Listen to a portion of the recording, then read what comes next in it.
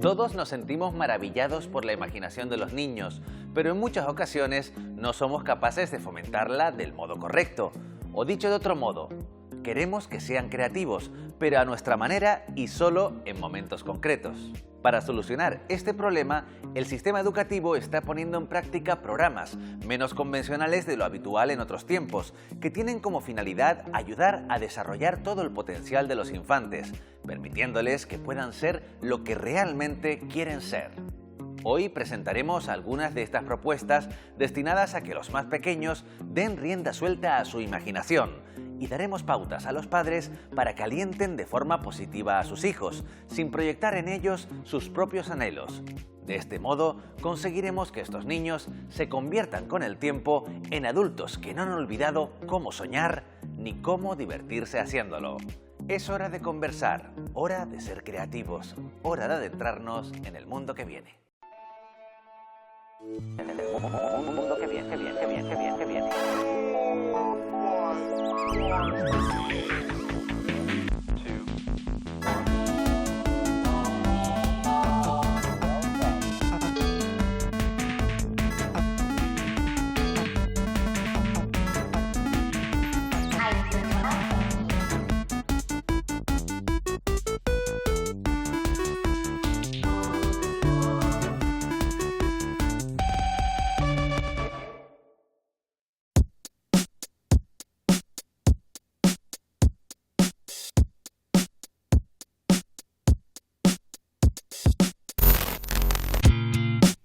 La creatividad, históricamente, siempre ha sido una cualidad poco apreciada en el terreno laboral. En un estudio realizado hace algunos años, el 75% de los participantes admitían sentirse poco valorados en el trabajo y consideraban que su creatividad se estaba echando a perder. Vivimos en una sociedad hiperestructurada en la que todos tenemos que hacer prácticamente lo mismo hasta que decides claramente tomar una carrera. Y encima cuando tomas una carrera o una profesión, pues dentro de la misma profesión o de la misma carrera casi tienes que ser lo mismo, ¿no? Creo que al final seguimos en determinadas maneras de vivir, en determinadas maneras de formar, en determinadas maneras de entender a la gente trabajando por moldes y trabajando por una forma determinada que los mira a todos por igual. Yo quiero decir, desde el sistema educativo, creo que en algunos países se incentiva algo parecido. Creo que desde niños, si tienes una determinada habilidad, habría que caminar por ese campo y probablemente encaminarte porque es cuando más posibilidades de éxito, que es una palabra repugnante, pero de salir adelante y de tener una salida en la vida. Yo creo que todavía estamos como demasiado trabajados en moldes como para que esa creatividad se estimule. Poco a poco la creatividad ha ido cobrando fuerza y actualmente las empresas ya empiezan a prestarle una merecida atención. Pero la originalidad no surge de la noche a la mañana, por lo que es imprescindible empezar a fomentarla y desarrollarla desde muy corta edad. No hay una edad específica para comenzar a trabajar la creatividad, sino que se puede y se debe fomentar desde los primeros años de vida. ¿La creatividad es algo innato del ser humano? ¿Nacemos con ella o hay que desarrollarla? Las dos cosas.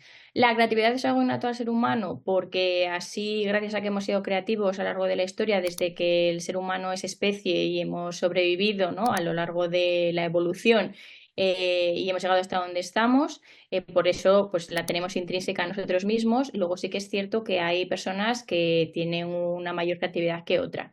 Pero es algo que se aprende, es algo que se puede desarrollar y que todos llevamos dentro. Los niños tenemos la suerte de que pues, son muchos, por su desarrollo neuronal y por su madurez, pues son pequeñas esponjitas que van aprendiendo de todo, pero sobre todo son muy maleables.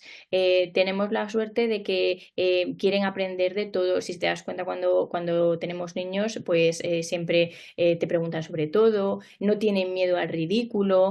Se interesan por todas las cosas que están en su entorno, es el mundo este de los porqués, por qué ocurre esto, por qué ocurre lo otro. Eso es una de las características muy importantes que tienen los niños y eso es muy bueno porque eso quiere decir que están abiertos al descubrimiento y que están abiertos a todo lo que tienen a su alrededor. Entonces una cosa muy importante que se tiene que hacer cuando queremos fomentar es la creatividad, es promover esa curiosidad innata que tiene el niño a través de una enseñanza creativa. Nosotros tenemos una capacidad como seres humanos humanos tenemos una capacidad de aprender, ¿no? Y de desarrollarnos como seres humanos increíble. Esto está basado en nuestra curiosidad y esta curiosidad es innata. Esto es como nuestra NDA, ¿no? Y a base de esta curiosidad, un niño, un bebé, empieza a jugar, a probar cosas, a experimentar.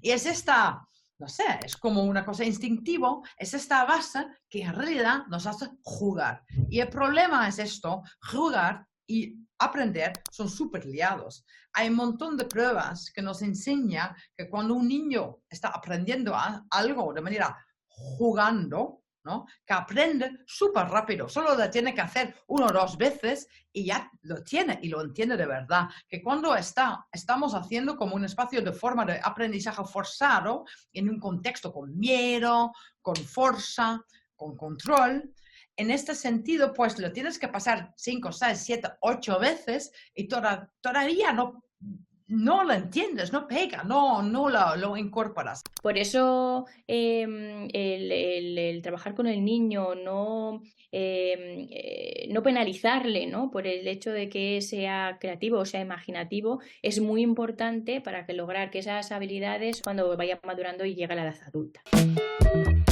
El problema surge cuando analizamos el papel que están jugando actualmente los colegios a la hora de fomentar la imaginación de los estudiantes. El educador británico Ken Robinson llegó a afirmar que la escuela mata la creatividad. Y aunque la frase es, sin lugar a dudas, una exageración, sí que pone de manifiesto que algo falla en la enseñanza tradicional. La gente se han dado cuenta que la escuela, lo que pensamos que es una escuela, ha cambiado mucho y lo que valoramos en una escuela también ha cambiado.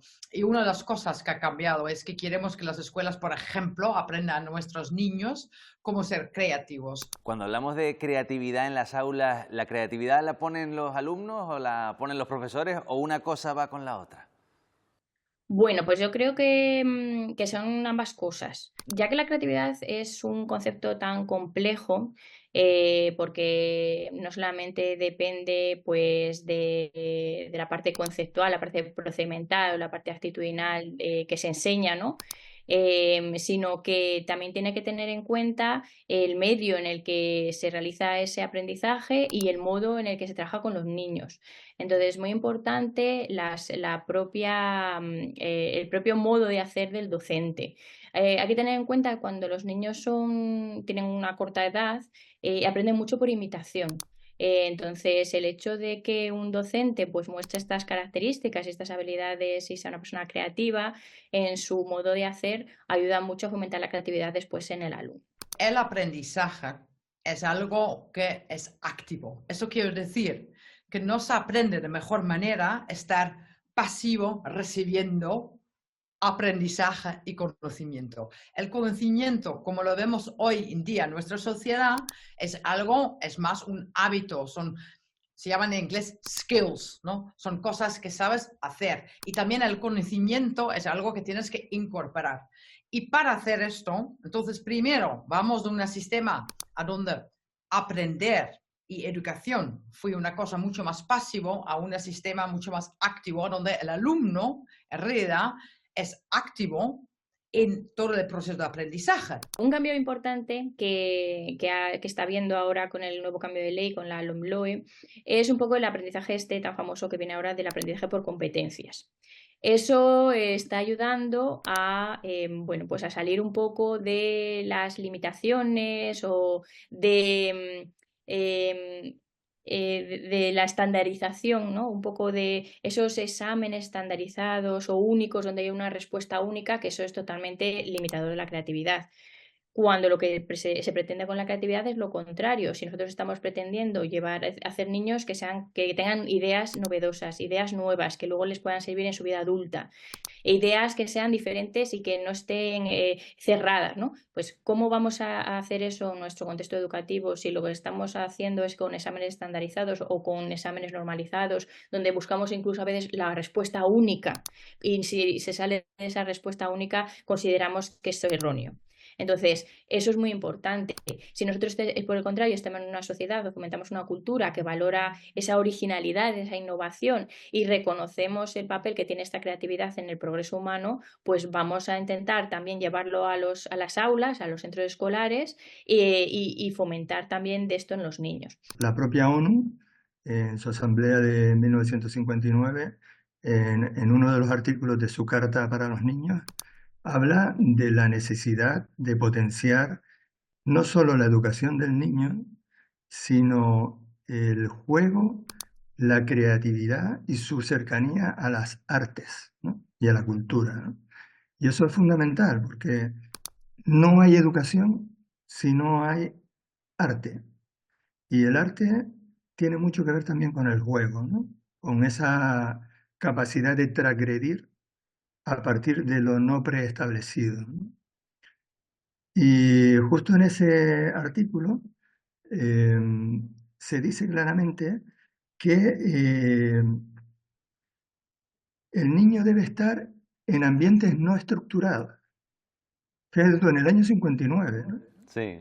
Fomentar al niño en ambientes no estructurados.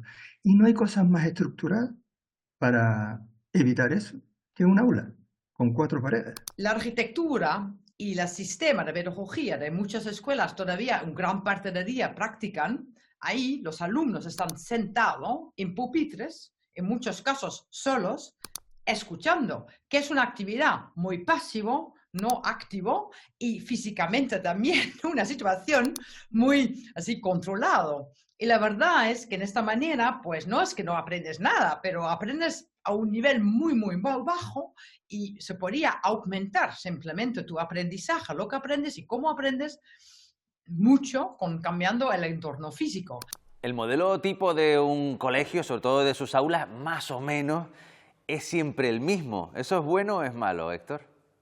No, eso opera claramente a necesidades políticas y necesidades económicas en sociedades en las que hay que dar oportunidad a todos para entrar en el mundo de la educación y pues tener las mismas posibilidades, ¿no?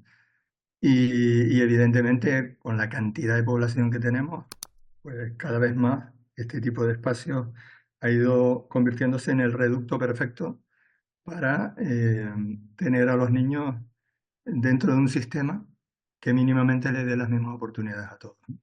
Pero tiene sus grandes errores, ¿no? Y entre ellos creo que el primero es el intentar llevar la educación generalizada a todos los niños, cuando ya vemos, incluso en familias, ¿no?, de 2 o 3 niños, vemos que con la misma educación los niños salen totalmente distintos, ¿no? Eso claramente es porque el niño desde pequeño tiene su propia impronta personal. Y creo que eso es un factor fundamental para atender desde el inicio de la educación de los niños, o niñas, perdón por estar siempre aplicando el masculino, ¿no?, en el que si atendiéramos a esas especificidades personales de cada criatura, tendríamos una sociedad 1000 veces mejor de la que tenemos. Entiendo, por lo tanto, que pensar que el espacio educativo ha de ser un aula tal cual la entendemos, como un lugar más o menos aséptico y efectivamente cerrado, nos llevaría a una senda equivocada, ¿no? Hombre, yo creo que el rendimiento que tenemos hoy en día en el equipo de investigación que estamos trabajando estos temas en la universidad, viendo lo que pasa en nuestra sociedad actual y los rendimientos, valga la redundancia, de los alumnos, es evidente que el modelo de aula cerrada está, a mi entender, más que caduco. Creo que deberíamos pensar en otro tipo de espacios para transmitir el conocimiento hoy en día, ¿no? Creo que, por ejemplo, hay en algunos centros, ¿no?, que están los niños todo el día encerrados, incluso en colegios, ¿no?, que siempre todo está programado para estar dentro del aula, cuando fuera se pueden trabajar muchísimas cosas. Como alternativa a las aulas tradicionales, están surgiendo proyectos que apuestan por el aprendizaje en espacios abiertos, en entornos que resulten más estimulantes para los niños. Una idea, por cierto, que ya se aplicó en buena parte del mundo durante la primera mitad del siglo XX y con bastante éxito, aunque finalmente se terminara abandonando. Los paisajes de aprendizaje, ¿no? Lo que hace es primero poner el alumno en el centro, diciendo, pues, ¿qué es lo más importante en una escuela? Bueno, que el alumno aprende de mejor manera. Después se pregunta, bueno, ¿cómo se aprende de mejor manera? Tú aprendes de mejor manera cuando estás en un entorno diferenciado que en realidad que respecta a ti como persona, ¿no? Que dice, pues tú eres una persona que te va muy bien estar en un sitio con mucho ruido o rumbo, tú eres una persona que necesita un poco más de tranquilidad, entonces hay un sitio con más tranquilidad a donde puedes ir y aprender de manera más tranquila.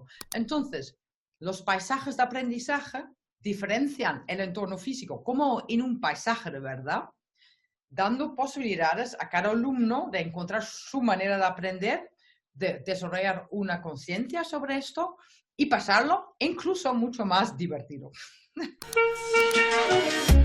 el archipiélago ya se han puesto en marcha algunas iniciativas que apuestan por reunir al aire libre a los más pequeños para que aprendan mientras al mismo tiempo se divierten. Es el caso del grupo de juego El Charcón, en Las Palmas de Gran Canaria. Amalia, ¿por qué decidiste formar un grupo de juego al aire libre? Bueno, a raíz del nacimiento de mi segundo hijo, estábamos en plena pandemia y bueno, yo había estudiado pedagogía, había estado investigando acerca de los grupos de juego al aire libre en España, también, bueno, todo el tema en general, ¿no?, de la educación en contacto con la naturaleza y demás.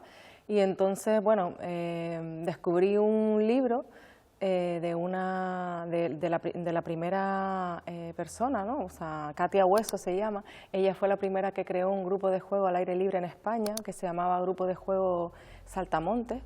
Y bueno, la verdad que fue lo que me motivó a decir, oye, ¿y por qué no, con todo lo que estamos viviendo de pandemia, la infancia fue siempre súper olvidada?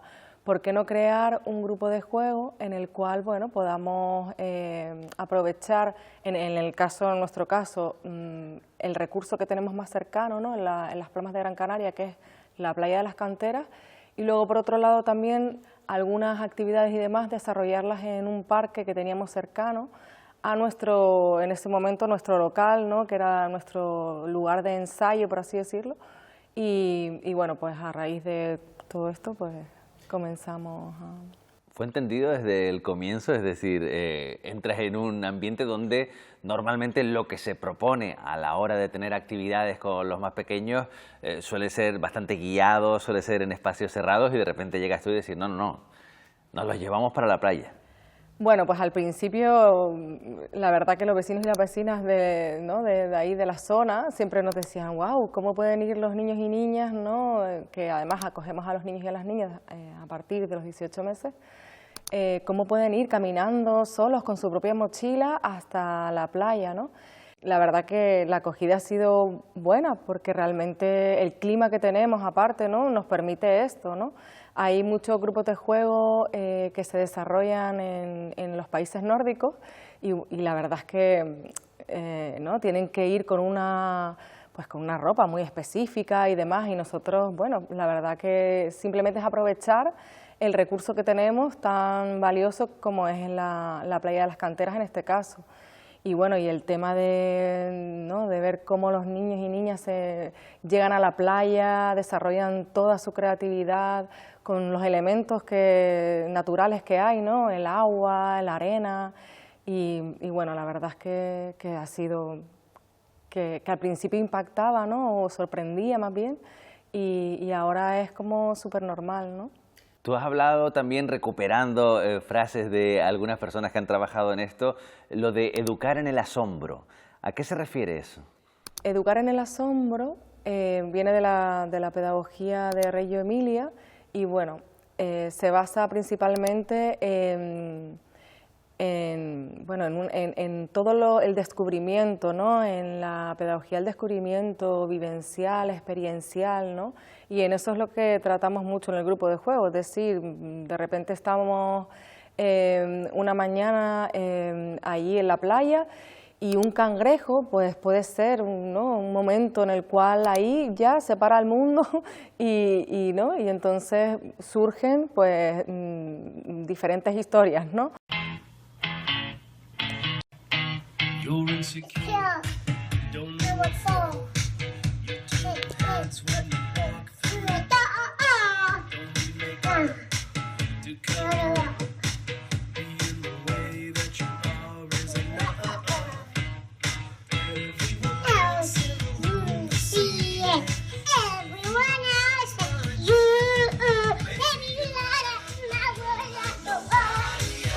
El entorno, como hemos visto, resulta fundamental a la hora de fomentar la creatividad de las mentes infantiles, pero existen más vías, como la de acercarles a disciplinas artísticas tan dadas a dar rienda suelta a la imaginación, como sucede, por ejemplo, con el cine. Aunque el cine y las artes escénicas a menudo se consideran actividades que forman parte del mundo adulto, pueden adaptarse de manera adecuada para diferentes grupos de edad, incluso para los niños y niñas más pequeños. Por ejemplo, a partir de los 3 años, en una actividad más vinculada al teatro y a la interpretación, podríamos hablar de juegos de roles simples o cuentos creativos o juegos de construcción que estimulen su imaginación. Y para actividades relacionadas con el mundo del cine, incluso los más pequeños también pueden participar en la creación de historias, utilizando juguetes para crear pequeñas películas a través de la técnica de stop motion. Y para los que tengan otro tipo de inquietudes más ligadas al terreno musical, también existen iniciativas como la de Barrios Orquestados, un proyecto social y pedagógico con fines artísticos que crea orquestas en las zonas menos favorecidas de Canarias. Todos los niños y todas las niñas necesitan estímulos para el desarrollo de la creatividad. Al final, la creatividad no es otra cosa sino combinar diferentes elementos que el individuo ya lleva de por sí dentro si los ha adquirido. Por lo tanto, las personas con más capacidades para obtener oportunidades para acceder a diferentes estímulos artísticos podrán desarrollar en mayor medida esa capacidad creativa y desarrollar el pensamiento divergente.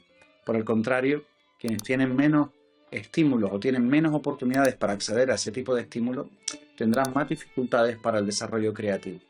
La música es el mejor y el mayor elemento transversal de desarrollo en la formación integral de un individuo, porque accede a la educación idiomática, a la matemática, a la artística, por supuesto, y por lo tanto es el puente maravilloso que se genera, podríamos decir incluso que es la mayor sinapsis que genera en las especialidades, en las disciplinas.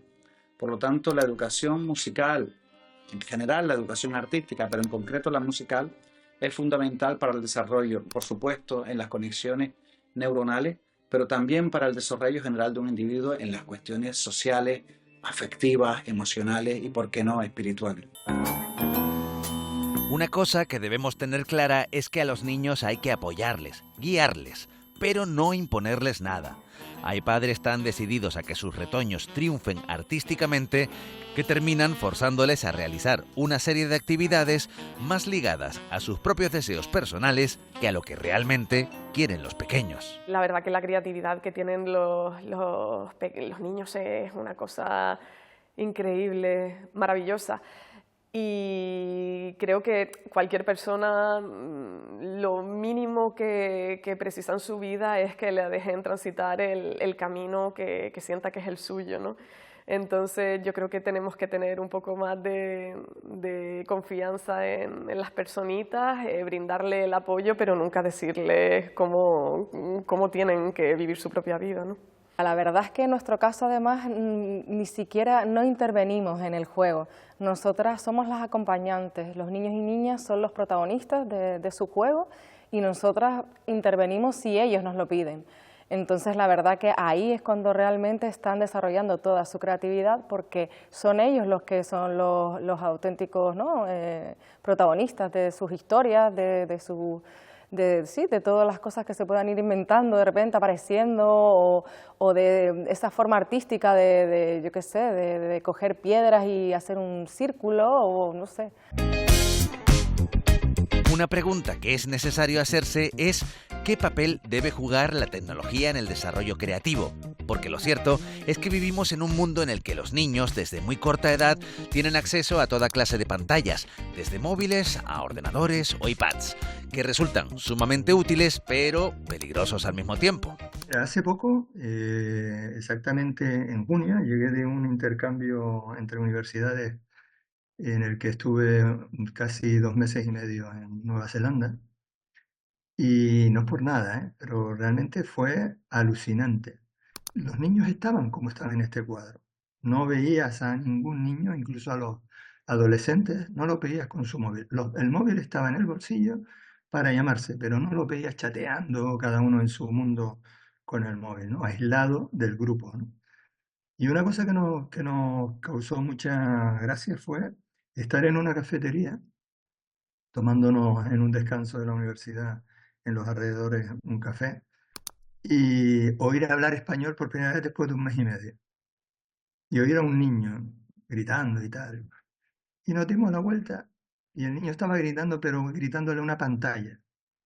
O sea, alucinante como a 7.000, 8.000, 10.000 kilómetros de distancia nos encontramos una familia española y el niño de 5 años en una cafetería jugando con su pantalla. El único niño que vi en todo el viaje jugando con una pantalla. Nosotras utilizamos todo tipo de material natural, tipo palos, maderas, nada con color, todo para que se desarrolle, o sea, para que los niños y niñas por sí mismos desarrollen su creatividad. Y cuanto menos luces, música y demás tengan, creo que esto será posible. Yo sí que creo que a través, por ejemplo, de las nuevas tecnologías, sí que se puede fomentar esta curiosidad y esta forma si lo hacemos de un modo dirigido, es decir, que no sea un elemento de ocio, un elemento de distracción, sino como una verdadera herramienta donde podamos sacar a la luz esas destrezas, esas habilidades creativas.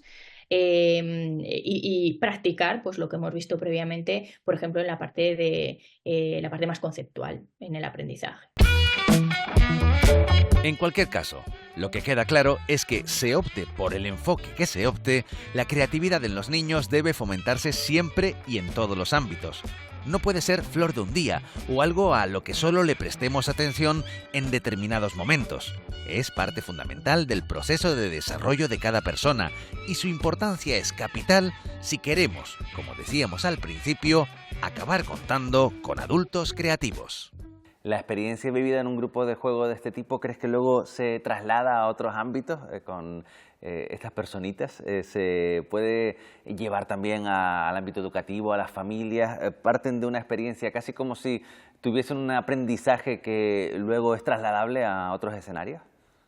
Sí, por supuesto. De hecho, ya hay bastantes escuelas, ¿no? Escuelas bosques y demás, y creo que vamos, que esto va a ir a más, porque nos estábamos olvidando, ¿no?, de lo que teníamos, de las principales, no sé, elementos de la vida, ¿no? Y le estábamos dando mucho la espalda y creo que cada vez se está recuperando más. Sí que es cierto que ahora pues eso, con la nueva ley, también a través del espacio europeo, pues nos llega o se reconoce la creatividad como una habilidad transversal y que es fundamental para una educación de calidad, para que nos lleve a eso, a que cuando nuestros niños ahora pues son niños y en el futuro sean ciudadanos críticos con una opinión y ciudadanos que van a tomar las decisiones en el futuro, pues realmente fomentemos ahora la creatividad para que esa creatividad continúe cuando ellos estén en edad adulta. Estos jóvenes que salen a la escuela hoy tienen que resolver unos problemas muy, muy graves, muy complejos, que no se pueden resolver con soluciones ya hechas. Tienen que ser creativos, pensar nuevo, de otra manera. Tienen que vivir tecnología que ni siquiera podríamos imaginarnos que va a existir. El 65% de los jóvenes que empiezan primaria hoy en día va a tener un trabajo que no existe. Is this the real life? Is this just fantasy? Caught in a landslide, no escape from reality. Y es que, además, la creatividad aporta al individuo una serie de características importantísimas que no debemos pasar por alto y que hacen que, solo por eso, ya merezca la pena fomentar el rico mundo interior de los más pequeños. Les ayuda a desarrollar habilidades vitales y les permite expresarse y comprender el mundo que les rodea de manera más completa.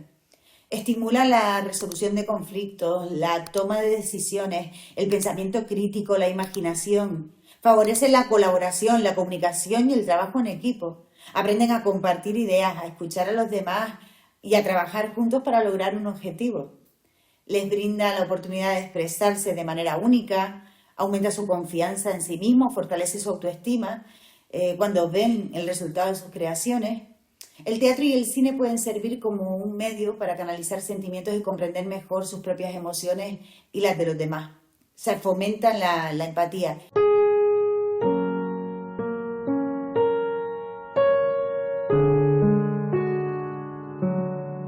Si hay algo que sirve al sistema es nuestra falta de creatividad. Esta hegemonía para no crear, tan solo replicar.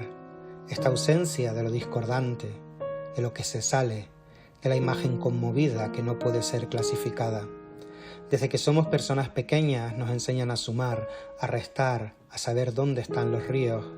Nos enseñan a acertar, pero nos castigan si fallamos con suspensos o burlas. Nos dicen, hazlo así, de esta manera. Si no lo sabes o no lo haces, eres un burro, no sirves para nada. Calcamos lo que otros pensaron por nosotros. Y así seguimos.